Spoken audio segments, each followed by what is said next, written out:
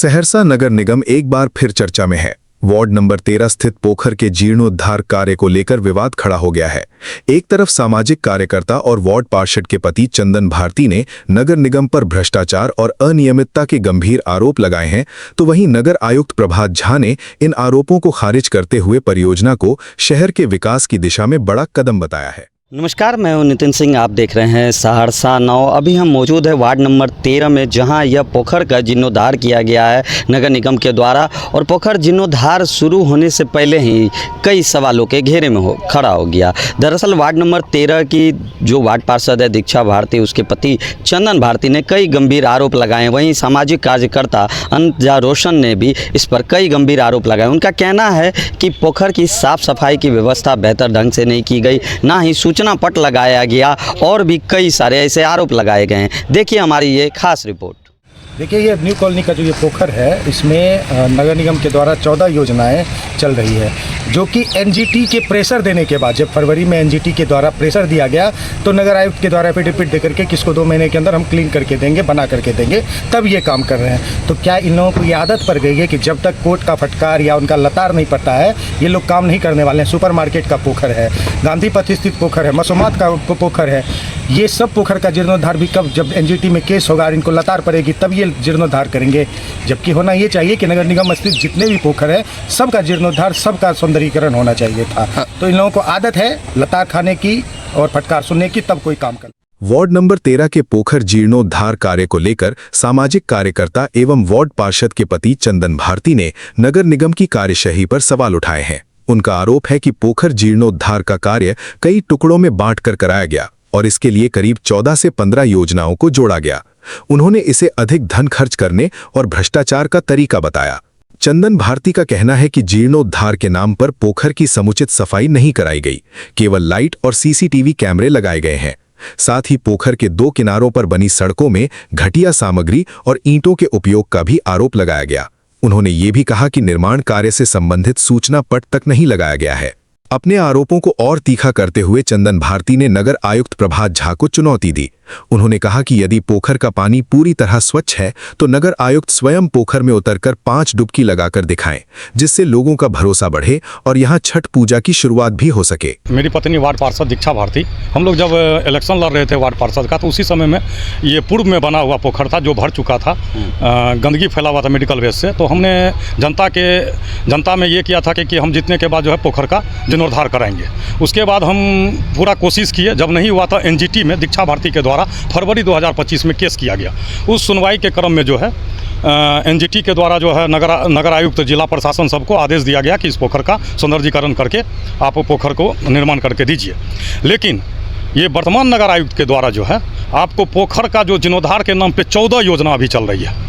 वो योजना का जो आप नाम सुनिएगा तो उत्तर पूर्व सीढ़ी घाट, दक्षिण पूर्व सीढ़ी घाट, इसी करके 14 योजना का नाम चल रही है। और सबसे बड़ी बात क्या है कि हमने जो आरोप लगाया था कि पोखर के जमीन जो है, जमीन में उसमें मेडिकल वेस्ट अभी भी भरा पड़ा है, 1 ट्रक माल निकलेगा उस जमीन में। उनके द्वारा पोखर के जमीन में एक बार 1 रुपया का काम नहीं किया गया। सिर्फ सीढ़ी का निर्माण में वो खुद अभी बता रहे हैं क्या कि 1.5 करोड़ का इसमें योजना है। तो उनसे पूछ लिया जाए कि प्रभात झा जी 21 जून को यहाँ अपना पदस्थापन कराए हैं, क्या 21 जून के बाद जमीन के अंदर का काम, मिट्टी उड़ाई हो या कोई भी तरह का सफाई हो, उनके द्वारा जीपीएस फोटो या वीडियो बना के हमको हाजिर कर दिया जाए कि उनके द्वारा जमीन के अंदर का काम किया गया नहीं है। वो सिर्फ सीढ़ी का निर्माण, पूर्व में ही ये सीढ़ी बहुत अच्छा बना हुआ था, जिसका फुटेज वीडियो हमको पूर्व में हम रखे हुए हैं। उसी पे एक टाइल्स बना के क्या कहते हैं पैसा लूट का काम किया गया है। 14 योजना चलाया गया है। और आप एक चीज़ देख लीजिएगा कि इसमें 14 योजना चल रही है, सूचना पट या शिलापट आपको कहीं नजर नहीं आएगा।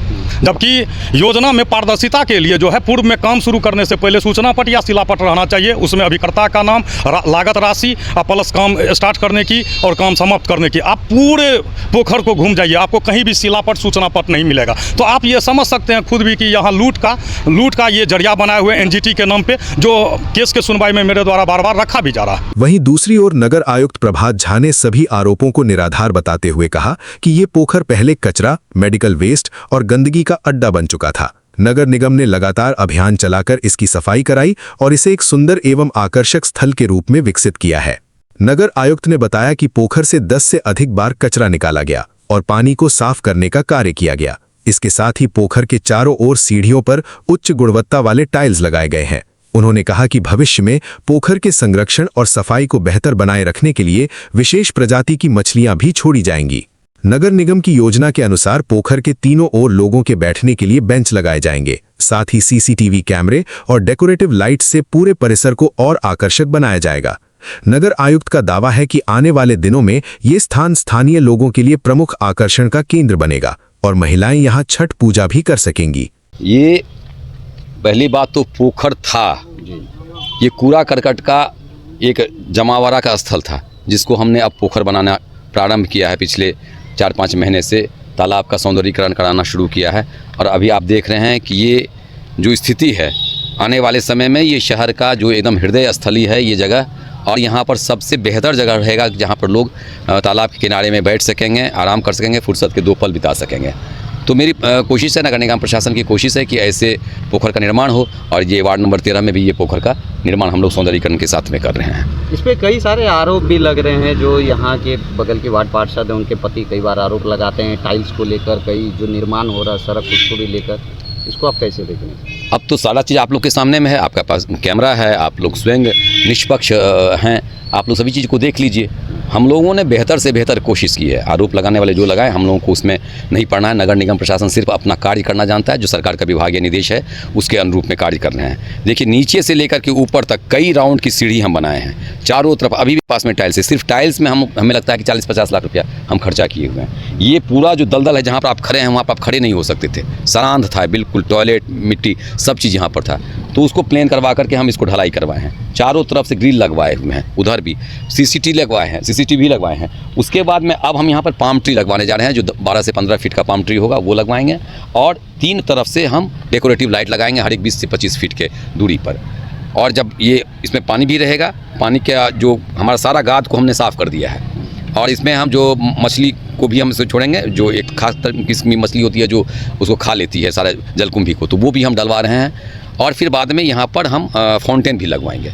तो मेरी कोशिश है कि बहुत ही खूबसूरत पार्क बने। आप लोग बैठिए, सभी लोग, बुजुर्ग बैठे, महिला बैठे, बच्चे। तैयार हो जाएगा लोगों के लिए?